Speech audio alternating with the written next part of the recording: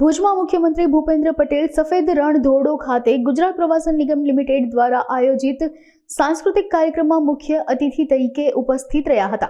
તેમજ રેગિસ્તાનની આ ભૂમિમાં સૂર્યપ્રકાશનો મહત્તમ ઉપયોગ કરીને 30 ગીગાવોટનો સૌથી મોટો હાઇબ્રિડ રિન્યુએબલ એનર્જી પાર્ક વડાપ્રધાનના વિઝનથી આકાર લઈ રહ્યો છે.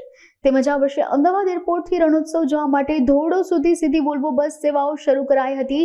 મધ્યમ વર્ગીય લોકો પણ રણોત્સવ મુલાકાત દરમિયાન ટેન્ટમાં રોકાણનો લાહવો માણી શકે તે માટે ₹54 કરોડથી 460થી વધુ ટેન્ટ આગામી સિઝનમાં ઊભા કરવામાં આવશે તેમજ પ્રવાસન મંત્રીએ જણાવ્યું હતું. આ દરમિયાન ગુજરાત ટુરિઝમના સચિવ પ્રાંત અધિકારી સહિત સ્થાનિક પદાધિકારીઓ ઉપસ્થિત રહ્યા હતા.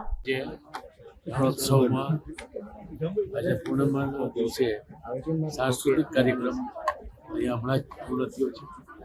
દર વર્ષે જે મુખ્યમંત્રી શ્રી આ રણોત્સવના કાર્યક્રમમાં આવે છે એવી જ રીતે આજે પણ આવ્યા અને દુનિયાનું એકમાત્ર સફેદ રણ એને રણની મુલાકાત લીધી.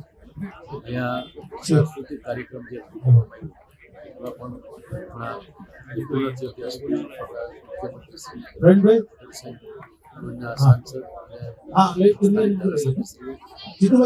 જે પ્રવાસીઓ આવ્યા છે એ બધા આજ ખૂબ સરસ રીતે દિવસે સાંસ્કૃતિક કાર્યક્રમ ખાસ કરીને આપણા કચ્છ જિલ્લાના વિવિધ જે સ્થળો છે